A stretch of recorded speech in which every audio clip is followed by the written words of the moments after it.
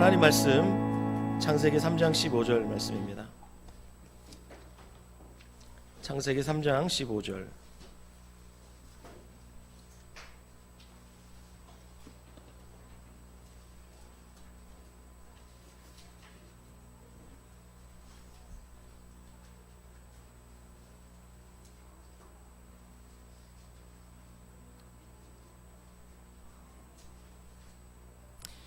찾으셨으면 다 함께 봉독하시겠습니다. 시작. 내가 너로 여자와 원수가 되게 하고 내 후손도 여자의 후손과 원수가 되게 하리니 여자의 후손은 내 머리를 상하게 할 것이요 너는 그의 발꿈치를 상하게 할 것이니라 하시고, 한 군데 더 보시겠습니다. 이번엔 신약성경 에베소서 6장입니다.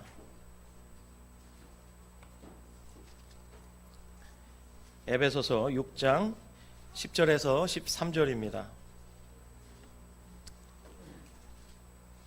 에베소서 6장 10절에서 13절 마찬가지로 우리 함께 봉독하시겠습니다. 시작. 끝으로 너희가 주 안에서와 그 힘의 능력으로 강건하여 지고 마귀의 관계를 능히 대적하기 위하여 하나님의 전신갑주를 입으라. 우리의 씨름은 혈과 육을 상대하는 것이 아니요 통치자들과 권세들과 이 어두움의 세상 주관자들과 하늘에 있는 악의 영들을 상대함이라. 이러므로 하나님의 전신갑주를 취하라. 이는 악한 날에 너희가 능히 대적하고 모든 일을 행한 후에 서기 위함이라. 아멘. 우리 한 번 더 앞뒤 좌우에 계신 분들께 인사하시겠습니다. 주님이 이기셨습니다. 아멘. 저는 오늘 이긴 싸움, 선한 싸움 시리즈 세 번째 시리즈 제목과 동일한 제목의 설교를 여러분과 나누고자 합니다. 이긴 싸움, 선한 싸움. 2018년을 시작하면서 제가 여러분에게 믿음의 선한 싸움을 싸우자고 그렇게 말씀을 드리면서 우리 공동체가 2018년에 첫 걸음을 내디뎠습니다. 지금 이 시대의 사탄은 믿는 자도 타락시키기 위해 할 수 있는 모든 것을 다 하고 있습니다. 그래서 교회는 이 사탄과의 영적 싸움을 반드시 싸워야 하고 또 이겨야 하고 이기게 됩니다. 그래서 주님은 우리에게 먼저 요한계시록 2장 3장에 등장하는 7교회를 주목하게 하셨습니다. 이 7교회는 과거에도 존재했었고 지금도 존재하고 앞으로도 영원히 존재하게 될 하나님의 모든 교회를 대표하는 교회죠.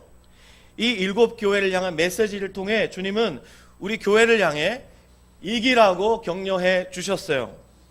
그리고 지난번 나는 말씀지기입니다 라는 시리즈 설교를 통해서 주님은 마라톤처럼 장거리 경주와 같은 신앙생활에서 이 경주가 끝나기까지 늘 함께 해야 할, 가까이 해야 할 성경 말씀을 어떻게 묵상해야 할 것인가에 대해서 저를 통해 주님께서 말씀하셨어요.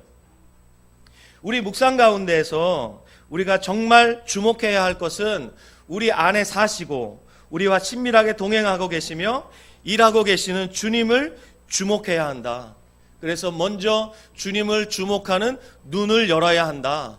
그렇게 이 시리즈를 통해서 여러분에게 말씀하셨다고 믿습니다. 그리고 그 다음으로 이번 이긴 싸움, 선한 싸움 시리즈, 다른 말로 영적 싸움 시리즈를 통해서 먼저 이 영적 싸움을 하는 데 있어서 최고의 비결은 주님과 동행하면서 주님 안에 거하면서 주님의 힘을 공급받아야 함을 나누었고, 지난주에는 싸움의 대상을 분명히 하자. 싸움의 대상은 악한 영들과 그리고 악의 무리들이지 절대로 사람이 아니다. 사람은 하나님의 형상으로 창조된 사람은 사랑의 대상이고 구원의 대상이지 결코 우리의 싸움이 대상이 아니다라는 것을 나누었습니다. 여러분, 2018년을 살고 있는 이 대한민국은 세계 유일의 분단 국가예요. 우리나라는 1950년에 발발한 6.25 전쟁의 참상을 겪었습니다. 그리고 6.25 전쟁이 일어난 지 3년 만에 1953년 7월 27일에 정전협정을 체결하고 그때부터 지금까지 약 65년 동안 휴전 상태에 있습니다. 전쟁이 끝난 것이 아니라는 것이죠. 이것을 망각하게 되면 전장에 투입된 군인들이 군인임에도 불구하고 민간인처럼 행동할 수밖에 없게 돼요. 전함에 승선했음에도 불구하고 지금도 여전히 전쟁의 긴장이 있다는 것을 망각하면 유람선에 타 있는 여행자처럼 그렇게 행동하게 된다 이 말입니다.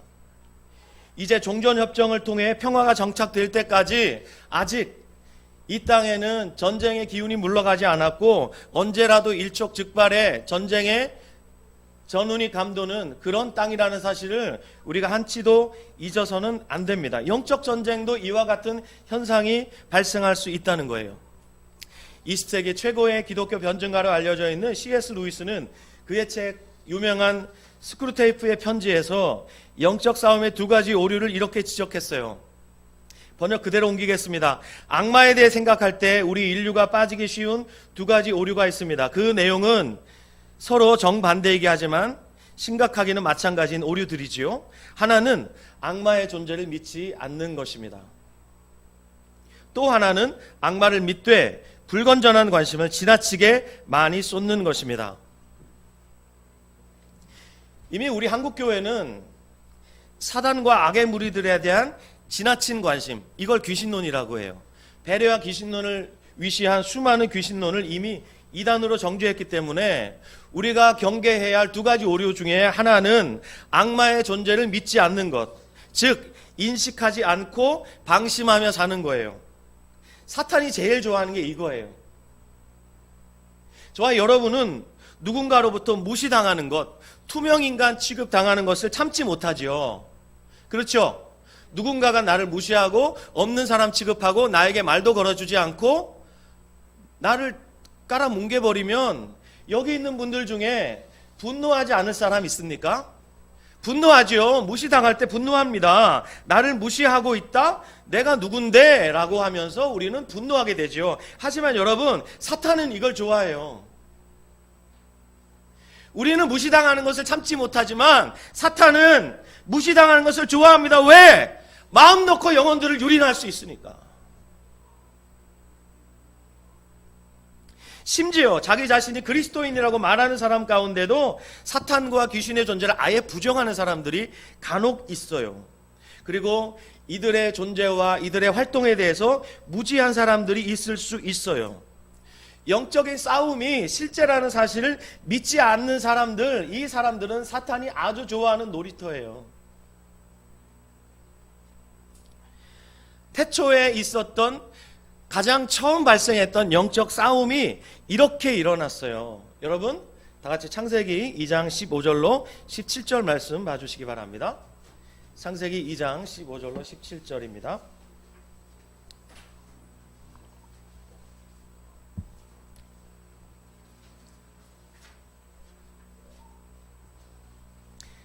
자, 찾으셨으면 우리 함께 읽겠습니다. 시작. 여호와 하나님이 그 사람을 이끌어 에덴 동산에 두어 그것을 경작하며 지키게 하시고 여호와 하나님이 그 사람에게 명하여 이르시되 동산 각종 나무의 열매는 내가 임의로 먹되 선악을 알게 하는 나무의 열매는 먹지 말라. 내가 먹는 날에는 반드시 죽으리라 하시니라. 아멘. 하나님께서 아담에게 분명히 말씀하시기를 선악을 알게 하는 나무의 열매를 먹으면 반드시 죽는다. 선언하셨습니다. 돌이킬 수 없는 명령이 떨어진 것이죠. 그리고 에덴 동산을 허락하시면서 이 동산을 잘 경작하고 잘 지키라 라고 명령하셨어요. 근데 사단이 뱀의 형상으로 인간에게 접근했죠. 창세기 3장 1절 보시면 3장 1절 이렇게 말씀합니다. 그런데 뱀은 여호와 하나님이 지으신 들짐승 중에 가장 간교하니라. 뱀이 여자에게 물어 이르되 하나님이 참으로 너희에게 동산 모든 나무의 열매를 먹지 말라 하시더냐? 이렇게 질문해 옵니다. 여자에게 이렇게 질문해 왔어요. 이 뱀의 정체에 대해서 요한계시록 12장은 분명히 드러내고 있는데 요한계시록 12장 9절 말씀 제가 읽어드릴게요. 큰 용이 내쫓기니 옛뱀 곧 마귀라고도 하고, 지금 창세기 3장에 등장한 이 뱀을 옛뱀이다 이렇게 말했습니다. 그의 다른 이름이 곧 마귀이고 사탄이라고도 하고, 사탄의 별명이 있습니다. 온 천하를 꿰는 자라. 그가 땅으로 내쫓기니 그의 사자들도 그와 함께 내쫓기니라. 여러분, 사탄은 온 천하를 꿰는 자입니다. 어떤 자를 꿰일까요? 사단의 존재에 대해서, 그의 활동에 대해서 부인하는 자, 무지한 자, 이들은 사탄이 은밀하게 접근해서 그 영혼을 유린할 수 있는 놀이터와 같은 그런 존재들입니다. 하나님의 법이 주어졌지요. 동산을 잘 경작하고 지켜라. 그리고 선악을 알게 하는 나무의 열매를 먹는 날에는 내가 반드시 죽는다. 영어 성경에 이렇게 말씀하고 있어요. You will surely die. 반드시 죽는다라는 겁니다. 이렇게 하나님의 법이 주어졌잖아요. 그러자 악의 근원이 드러났어요. 바로 사탄이죠. 사탄은 늘 하나님의 말씀이 선포되는 곳에 가만히 있지 않고 영혼들을 도적질하고 죽이고 멸망시키기 위해서 그의 정체를 드러내요. 지난번 제가 여러분에게 사탄이 하는 일 중에 우리의 마음에 뿌려진 말씀을 빼앗는다라고 말씀드렸습니다. 오늘도 여러분이 깨닫지 못하면, 말씀을 전하는 저도 깨닫지 못하면 사탄이 제 마음에 뿌려진 말씀을 빼앗아 간다 이 말입니다. 악의 근원인 마귀는 온 천하를 꿰기 위해서 늘 하나님의 법을 대적하지요.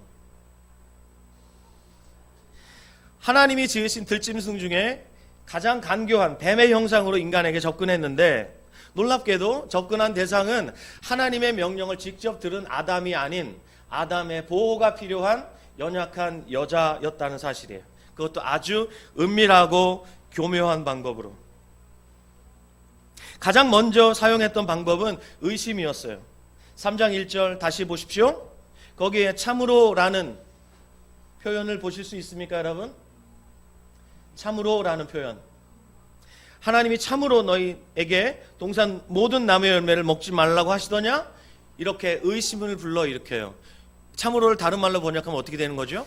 정말, 이렇게 되는 거예요. 우리 중에 누가 정말이라는 정말 표현을 정말 많이 쓰는데, 사탄이 여자에게 이렇게 물어본 거예요. 하나님이 정말? 이렇게 말한 거예요. 의심을 불러 일으킨 거예요. 여기 대답하면 안 되는 거거든요. 대답하면 안 돼요. 대꾸하면 안 되는 거예요. 만약에 한국 사람 같았으면 뱀을 둘둘 말아가지고 꼬치를 해 먹든지 아니면 뱀탕을 끓여 드셨겠죠. 근데 사탄이라는 존재에 무지했고, 하나님의 법, 즉 하나님의 명령에 무지하고 그 명령을 무시했던 여자가 사탄의 미혹에 넘어간 거예요. 뭐라고 대답하죠? 3장 3절 보세요. 동산 중앙에 있는 나무의 열매는 하나님의 말씀에 너희는 먹지도 말고 만지지도 말라 너희가 죽을까 하노라 하셨느니라 라고 대답하는데, 여기 하나님의 형상으로 창조된 하와의 입에서 하나님의 말씀이 왜곡되는 것을 볼 수 있어요. 하나님은 먹지 말라 그랬지 만지지 말라는 말씀을 하지 않았는데, 하나님이 말씀하시지도 않은 말씀을 여기다가 첨가하죠. 만지지도 말라라는 말을 첨가시키고 있어요. 하나님은 동산 각종 나무의 열매는 임의로 먹어라, 마음껏 먹으라 라고 말씀하셨죠. 단 하나 금하셨잖아요. 선악을 알게 하는 나무의 열매. 하나님이 허락하신 자유는 축소해버리고, 하나님은 굉장히 쫀쫀한 분, 요즘 말하는 하나님은 꼰대 같은 분으로, 여기 하나님은 굉장히 부정적인 분으로 묘사가 되고 있어요. 그러자 사탄이 뭐라고 합니까? 사탄이 뭐라고 합니까? 아니야, 결코 죽지 않을 것이야 라고 하나님의 말씀을 완전히 부정해버리죠. 불순종의 결과 어떤 일이 벌어졌나요? 그들이 하나님의 말씀대로 죽었습니까? 죽지 않았단 말이에요.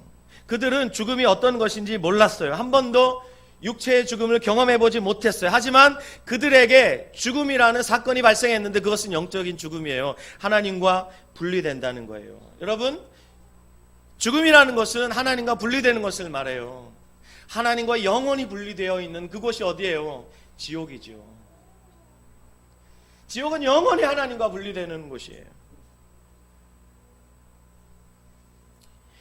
이들은 선악과를 먹고 바로 죽지 않았습니다. 언제 죽었나요? 창세기 5장에 가면 아담이 죽는 기사가 나오죠. 나중에야 죽었어요. 그러니까 그들이 어떻게 생각하죠? 안 죽네? 이렇게 되는 거예요. 결국 죽었지만 거짓의 아비인 사탄에게 완벽하게 속아서 타락해버리고 말았던 것이죠. 그리고 하나님의 생명에서 떨어지고 하나님으로부터 완전히 분리된, 마치 뿌리 뽑힌 소나무처럼 버려진 것이죠. 살아있는 것 같지만 완전히 죽어있는 상태가 된 것, 이것이 첫 번째 영적 전쟁에서 패한 결과지요. 자, 패한 것처럼 보이잖아요. 아니에요, 사실은. 왜 제가 아니라고 말씀드리냐면 하나님께서 3장 15절에 하나님의 놀라운 복음을 선포해 주십니다. 창세기 3장 15절 함께 다시 한번 읽겠습니다. 시작.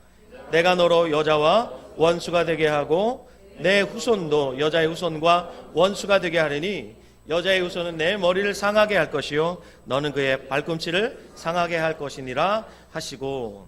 자, 여기 보면 타락한 직후에 하나님이 뱀을 향해서 선포하시는 말씀 안에 먼저 여자와 뱀이 원수지간이 될 것이다. 영어 성경에 엔머티라고 나옵니다. 적대감. 여자와 뱀이 원수지간이 될 것이다. 그리고 여자의 후손이 나올 것이고 뱀의 후손이 나올 것인데 이 둘 사이도 원수지간이 될 것이고 여자의 후손과 뱀이 싸우게 될 것인데 이 싸움에서 뱀은 머리가 깨지는 치명적인 상처를 입을 것이고 여자의 후손은 발꿈치를 다치게 될 것이다 라고 이 본문이 말씀하고 있습니다. 여러분, 발꿈치라고 번역된 히브리어 아케브는 별로 중요하지 않은 부위를 말하는 거예요.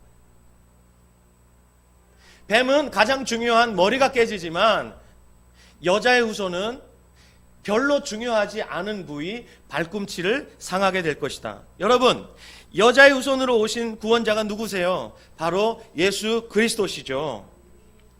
죄인을 구원하려면 그 구원자는 죄가 없어야 돼요.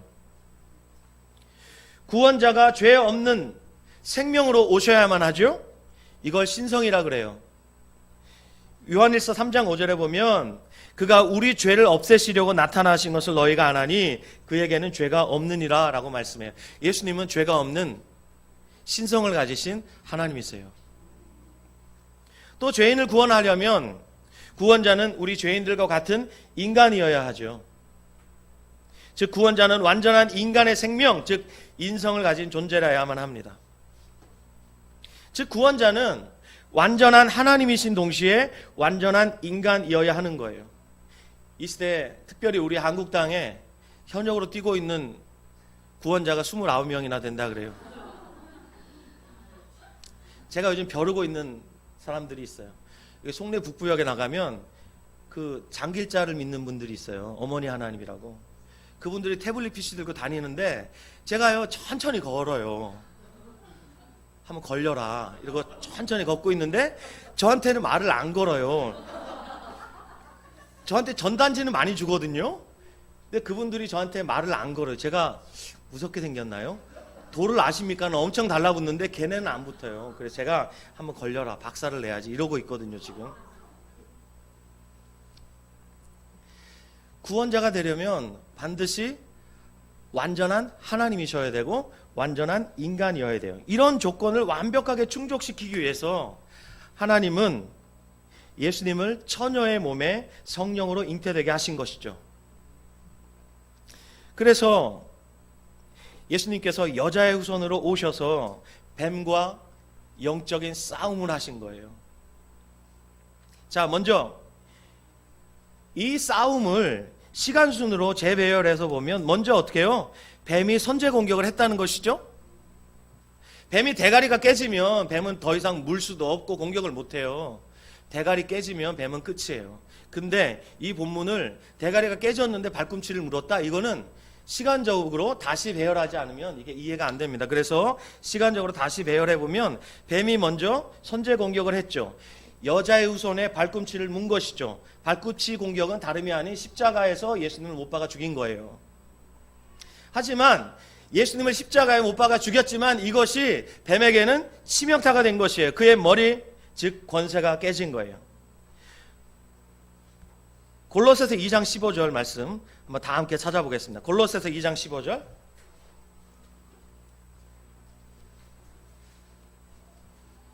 골로새서 신약성경 골로새서 2장 15절.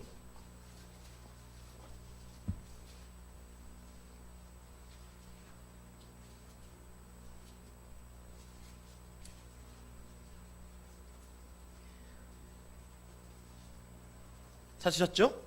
네, 다 같이 봉독합니다. 시작. 통치자들과 권세들을 무력화하여 드러내어 구경거리로 삼으시고 십자가로 그들을 이기셨느니라. 뱀이 이긴 줄 알았어요. 그런데 예수님이 십자가에서 죽으셨는데 그것이 승리가 되었다. 패배가 승리가 된 이 역설적인 패러독스죠.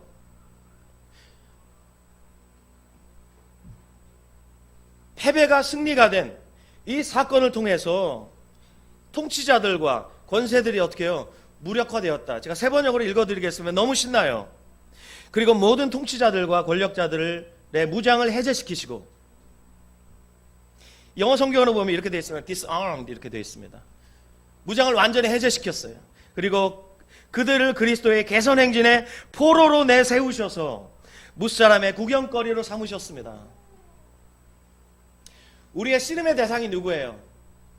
정사와 권세와 이 어두움의 세상 주관자들과 하늘에 있는 악의 영들이라 그랬어요. 다른 표현이 여기 나오죠. 통치자들과 권력자들이에요. 그들의 무장을 다 해제시키셨어요. 어떻게 해요? 십자가에서 죽으심으로. 죽음이 생명이 되고 패배가 승리가 되는 이 놀라운 역설적인 방법을 통해서 주님이 이렇게 하셨다는 거예요. 아멘. 한 구절 더 보겠습니다. 히브리서 2장 14절 15절입니다. 히브리서 2장 14절 15절. 히 찾으시면 됩니다. 히. 히브리서 2장 14절 15절. 시작. 자녀들은 혈과 육에 속하였음에 그것 또한 같은 모양으로 혈과 육을 함께 지니심은 죽음을 통하여 죽음의 세력을 잡은 자 마귀를 멸하시며 또 죽기를 무서워함으로 한평생 매어 종노릇하는 모든 자들을 놓아주려 하심이니. 아멘. 여러분, 모든 사람은 죽는 것이 가장 두렵다 그래요. 제 아무리 권력가라도, 제 아무리 뛰어난 철학자라도, 제 아무리 돈을 많이 가진 부자라도, 제 아무리 미모가 뛰어난 사람이라도 죽음 앞에서는 누구나 근본적인 질문을 던질 수밖에 없다는 거예요. 두려워한다는 거예요. 하지만 예수님께서 이 죽음이라는 이 두려움 가운데 한평생 종노릇하고 있는 모든 사람을 놓아주시기 위해서 우리처럼 혈과 육을 입고 성육신 하신 거예요. 인카네이션 하신 거예요. 그렇게 하심으로써 우리와 똑같은 혈과 육을 지니시고 십자가에 죽으심으로 말미암아 죽음을 통하여 죽음의 세력을 잡은 자 마귀를 멸하셨다, 이렇게 말씀하고 있어요. 사랑하는 여러분, 예수님께서 십자가에서 죽으심으로 이기셨어요. 그래서 예수님의 승리를 우리의 승리로 우리에게 전가시켜 주셨어요. 떠넘겨 주셨다 이 말입니다. 예수 승리가 저와 여러분의 승리가 된 것이에요. 그래서 우리는 예수님이 이기신 이 싸움을 싸우는 사람들로 부름을 받았어요. 예수님께서 근심하는 제자들에게 이렇게 격려하셨죠. 이것을 너희에게 이르는 것은 너희로 내 안에서 평안을 누리게 하려 함이라. 세상에서는 너희가 환난을 당하나 담대하라, 내가 세상을 이기었노라. 아멘. 담대하라. 이유가 뭐예요? 내가 세상을 이기었노라. 그러면 우리가 주님께 속하면 더 이상 그것은 우리의 전쟁이 아니라고 말씀드렸죠? 주님의 전쟁이라고 말씀드렸어요. 우리가 누구에게 속했느냐에 따라서 이 싸움의 승리가 보장되는가 보장되지 않는가가 결정이 되는 것입니다. 유명한 기독교 신학자인 제임스 패커가 이런 말을 했어요. 사탄을 진지하게 생각하는 것은 좋다. 교활하고 악의적인 그는 두려운 존재임에 틀림없다. 그러나 공포에 질려 절망할 정도로 그를 진지하게 생각할 필요는 없다. 왜냐하면 그는 이미 패배한 원수이기 때문이다. 사탄은 우리보다 강하지만 그리스도께서는 이미 그를 이기셨다. 신자들도 그리스도께서 주시는 힘으로 그를 대적하면 능히 물리칠 수 있다. 아멘. 예수 그리스도께서 이미 이기신 싸움을 싸우는 우리에게 최후 승리는 보장되어 있습니다. 승리가 보장된 싸움, 결말이 정해져 있는 싸움, 이 싸움을 우리가 싸우고 있어요. 아멘. 여러분, 결말을 안다는 것이 얼마나 중요한 줄 아세요? 결말을 안다는 것이 우리의 마음에 그렇게 큰 위로를 줘요. 마음에 평안을 줘요. 우리 마음에 닻이 내려져 있으면 어떤 요동함에도 흔들리지 않을 수 있습니다. 제가 가끔 예로 드는데, 우리가 일본하고 축구를 하면 이기는 정도가 아니라 진 이겨야 되잖아요. 그렇죠? 다른 나라하고 경기할 때는 별로 긴장이 안 됩니다. 뭐 질 수도 있죠. 북한하고 경기할 때는 좀 져줬으면 좋겠고, 중국하고 경기할 때는 좀 이겼으면 좋겠는데 그렇게 긴장은 없어요. 근데 진짜 긴장되는 경기는 일본하고 할 때는 이기는 수준이 아니라 진 이겨야 된다. 물론 용서했죠. 그래서 일본하고 경기하는 것을 보면 막 손에 땀이 납니다. 여러분도 그렇죠? 예, 그렇다고 하세요, 빨리. 그래요. 막 땀이 나요. 근데 저희 집 사람은 특히 라이브로는 경기를 못 보거든요. 근데 저는 땀이 나지만 어쨌든 일본하고 하는 경기는 아주 이게 스릴이 있고 내가 살아있다는 느낌을 받을 만큼 아주 재밌단 말이에요. 근데 가끔은 제가 일본하고 하는 경기를 못 볼 때가 있어요. 그러면 어떻게 해요? 뉴스로 확인하죠. 이겼다 그러면 재방송을 다시 보겠죠? 하이라이트를 본단 말이에요. 그럼 우리나라가 정말 어렵게 드리블을 해서 골키퍼와 1대1의 찬스를 맞았는데 손흥민이 똥볼을 찼어요. 그러면 어떻게 해요? 속이 닳죠. 막 이러죠. 근데 이겼다라는 소식을 이미 들었잖아요. 그럼 어때요? 그럴 수 있지, 이렇게 되는 거예요. 그렇죠? 결말을 알고 보는 것은 이런 거예요. 여러분, 우리 신앙생활은요, 이런 거예요. 여러분, 놀라지 마세요. 놀랄 준비하시고 놀라지 마세요. 에베소서 2장 6절에 보면 이미 우리가 부활 승천하신 그리스도와 함께 하늘 보좌에 앉아 있어요. 거기서 지금 저와 여러분의 삶을 보는 거예요. 어때요? 우리 헛발질 많이 하죠? 그죠? 욕먹을 짓 많이 하죠? 면목 없는 짓 많이 하죠? 그렇지만 하늘 보좌에 앉아있는 우리가, 이미 도달해 있는 우리가 우리의 삶을 볼 때 어때요? 가끔은 여유를 가지고 관조할 수 있는 거예요. 그래, 그럴 수 있어. 괜찮아. 결국은 이길 거야. 이렇게 되는 거예요. 사랑하는 여러분, 승리가 보장된 싸움, 결말이 정해져 있는 이 싸움을 싸우는 거예요. 그래서 이번 시리즈 설교의 제목이 이긴 싸움인 거예요. 우리는 이긴 싸움을 싸워요. 아멘? 네. 근데 이 이긴 싸움이 선한 싸움이래요. 여러분, 싸움 중에 선한 싸움이 있습니까? 길거리 가다가 패싸움하는 사람들을 보면서 선하다 이렇게 느끼시는 분이 없겠죠. 부부싸움 선합니까? 이 지구상에서 일어나는 모든 싸움 중에 선한 싸움은 없어요. 우리가 어떤 목적을 위해서 싸움이라는 수단을 강구하잖아요. 그때부터 그 수단은 악해지는 거예요. 목적이 정당하면 수단도 정당해야 되는 거예요. 싸움이나 폭력이나 우격다짐이나 우리 힘으로 눌러서 이긴다? 결코 선하지 않습니다. 그런데 성경은 그리스도인들, 이 믿음의 싸움을 선하다라고 말해요. 왜 그럴까요? 로마서 12장 17절부터 21절 말씀 함께 보시겠습니다. 로마서 12장 17절에서 21절. 로마서 12장 17절에서 21절.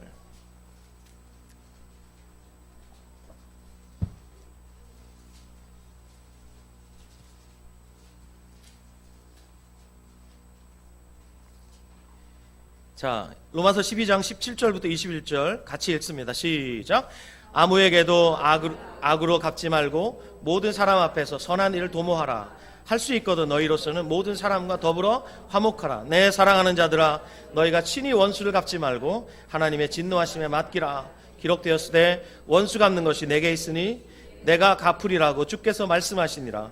내 원수가 줄이거든 먹이고 목마르거든 마시게 하라. 그리함으로 내가 숯불을 그 머리 위에 쌓아 놓으리라. 악에게 지지 말고 선으로 악을 이기라. 악에게 지지 말라고 해요. 악을 이기기 위해서 악을 동원하지 말라고 주님 말씀하세요. 어떤 방법으로 이기라는 거예요? 선으로 이기라는 거예요. 원수를 갚되 어떻게 갚으라는 거예요? 선한 방법으로 갚으라는 거예요. 원수가 줄이거든 먹이라. 목마르거든 마시게 하라. 오리를 가자 하면 심리를 가고 속옷을 달라 하면 겉옷까지 줘라. 그렇게 함으로 네가 숯불을 그 머리 위에 쌓아놓는다. 얼굴이 빨갛게 되죠. 부끄럽게 만들라는 거예요. 사랑하는 여러분,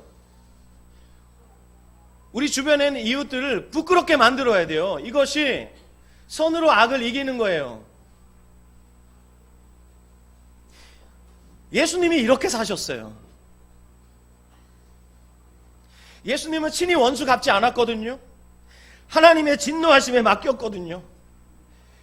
죽음의 자리로 어떤 대항도 하지 않으시고 뚜벅뚜벅 걸어가셨어요. 그리고 결국은 죽으셨어요.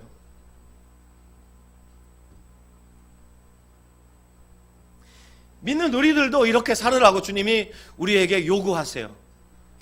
그렇기 때문에 선한 싸움인 거예요. 세상 사람들과 똑같이 힘 대 힘으로 대결하고 권력 대 권력으로 대결하고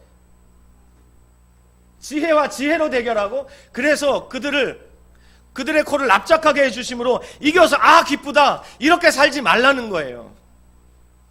선으로 악을 이겨라. 아멘. 그러기에 선한 싸움인 거예요. 어때요 여러분? 이런 싸움 하고 싶으세요? 우리 중에 이런 싸움 하고 싶은 사람이 누가 있어요? 그러니까 어려운 거예요. 저 여러분에게 이런 선한 싸움이라는 이런 싸움이 우리를 기다리고 있기 때문에 참아야 되고 또 져야 되고 또 손해봐야 되고 이렇기 때문에 어떤 때는 죽기보다 싫은 거예요. 하지만 이렇게 싸우라고 주님께서 그렇게 싸웠기 때문에 그래서 이겼기 때문에 우리한테도 이렇게 싸우라고 하는 거예요. 정말 정신병 안 걸릴 사람이 있을까요? 정말 어떤 때는 우울증 안 걸릴 수 있을까요? 그만큼 이 싸움은 죽기보다 싫은 싸움일 수 있는 거예요. 하지만 주님이 이 길 가셨고 우리에게 너희 이렇게 싸워야 된다라고 말씀해 주고 있는 거예요. 그러니까 선한 싸움이에요. 다 같이 베드로전서 2장 18절 보시겠습니다. 베드로전서 2장 18절.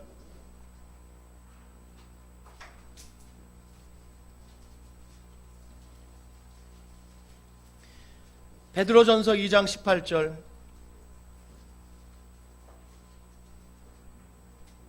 자, 제가 설교를 거의 다 했습니다. 조금만 인내하시고 말씀 찾으셔요. 베드로전서 2장 18절부터 25절까지 같이 합독합니다. 베드로전서 2장 18절부터 25절 시작. 사환들아, 범사에 두려워함으로 주인들에게 순종하고 선하고 관용하는 자들에게만 아니라 또한 까다로운 자들에게도 그리하라. 부당하게 고난을 받아도 하나님을 생각함으로 슬픔을 참으면 이는 아름다우나 죄가 있어 매를 맞고 참으면 무슨 칭찬이 있으리요. 그러나 선을 행함으로 고난을 받고 참으면 이는 하나님 앞에 아름다우니라. 여기까지요. 여러분, 부당하게 고난을 받잖아요. 나의 옳음을 증명하고 싶잖아요. 한마디 해주고 싶잖아요. 근데 주님 뭐라고 말씀하세요? 하나님을 생각함으로 슬픔을 참아라. 그럼 이것은 아름답다. 자, 그 다음 이를 위하여 시작. 이를 위하여 너희가 부르심을 받았으니 그리스도도 너희를 위하여 고난을 받으사 너희에게 본을 끼쳐 그 자취를 따라오게 하려 하셨느니라. 이를 위하여 너희가 부르심을 받았다. 사랑하는 여러분, 저를 보세요. 주님이 우리를 왜 부르셨냐? 이런 고난도 감내할 수 있게 하시기 위해서, 고난을 위해서 저와 여러분을 부르셨대요. 우리의 부르심의 목적 자체가 고난이래요. 이해가 안 되겠지만 이 놀라운 비밀을 저와 여러분들이 평생 알아갈 수만 있다면 우리는 평생 길을 잃어버리지 않을 거예요. 이를 위하여 너희가 부르심을 받았다. 자, 만약에 여러분 철학 사조 중에 이신론이라는 게 있습니다. 창조해놓고 그냥 던져놓는 거예요. 법칙으로 그냥 창조해놓고 지구가 그냥 돌아가도록 만들고 창조주는 그냥 팔짱 끼고 아무 간섭도 하지 않는 거예요. 근데 하나님은 던져놓고 우리를 운명의 굴레에 대한 던져놓고 아무 일도 하지 않으시고 팔짱 끼고 가만히 바라보시는 분이 아니라 어떻게 해요? 그리스도도 너희를 위해 고난을 받으사 너희에게 본을 끼쳤다. 그리고 우리에게 뭘 요구하시냐면 힘들지만 너희 나의 자취를 따라오라 이렇게 말씀하시는 거예요. 어떻게 하셨죠? 그는 죄를 범하지도 아니하시고 그 입에 거짓도 없으시며 욕을 당하시되 맞대어 욕하지 않으시고 고난을 당하시되 위협하지 아니하시고 오직 공의로 심판하시는 이에게 부탁하시며 친히 나무에 달려 그 몸으로 우리 죄를 담당하셨으니 이는 우리로 죄에 대하여 죽고 의에 대하여 살게 하려 하심이라. 그가 채찍에 맞음으로 너희는 나음을 얻었나니 너희가 전에는 양과 같이 길을 잃었더니 이제는 너희 영혼의 목자와 감독 되신 이에게 돌아왔느니라. 만약에 예수님께서 십자가에서 두고 봐라 이놈들 그러면서 내려오셨다면 저와 여러분의 구원은 없는 거예요. 끝까지 참으신 거예요.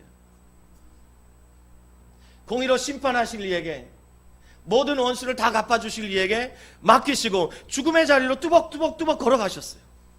저 여러분에게 주님이 요구하시는 삶이 이런 거예요. 그러니까 선한 싸움인 거예요. 욕을 먹지요. 하지만 맞대어 욕하지 말라고 우리에게 말씀하시고 고난을 당하지요.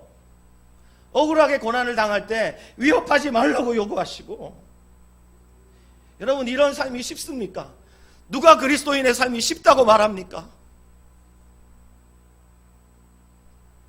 쉬운 삶이 어디 있습니까? 그리스도인의 삶이 누가 쉽다고 그랬습니까? 이 땅에서 누가 그리스도인이 행복하게 살아야만 된다고 누가 말했습니까?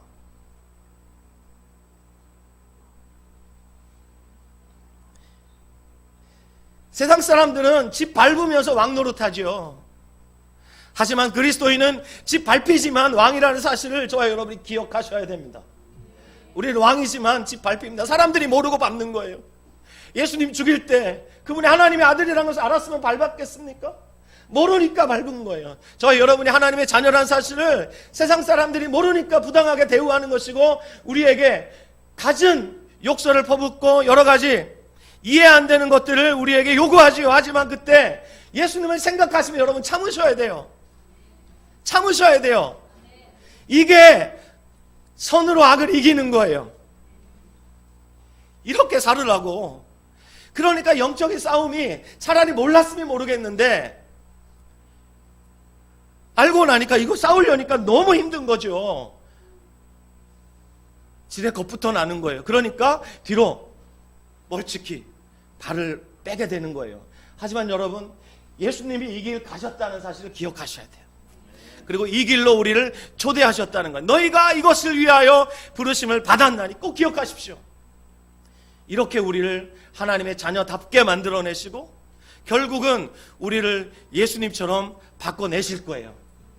아멘. 이것이 하나님이 그리스도인 저와 여러분 하나님의 자녀인 하나님의 백성들을 만들어 가시는 방법이에요. 최근에 우리 밴드에 제가 재밌는 것을 하나 발견했어요. 여러분 혹시 보셨는지 모르겠지만 매주 우리가 예배를 드리고 나면 그 주에 찍은 사진을 이렇게 모아가지고 앨범 제목 달고 거기다가 사진을 다 모아 올려요. 아시죠 여러분? 거기에 9월 23일자 예배 사진을 모아놨는데 그 제목이 뭐라고 붙어있는 줄 아세요? 이긴 싸움, 편한 싸움 이렇게 붙어있어요.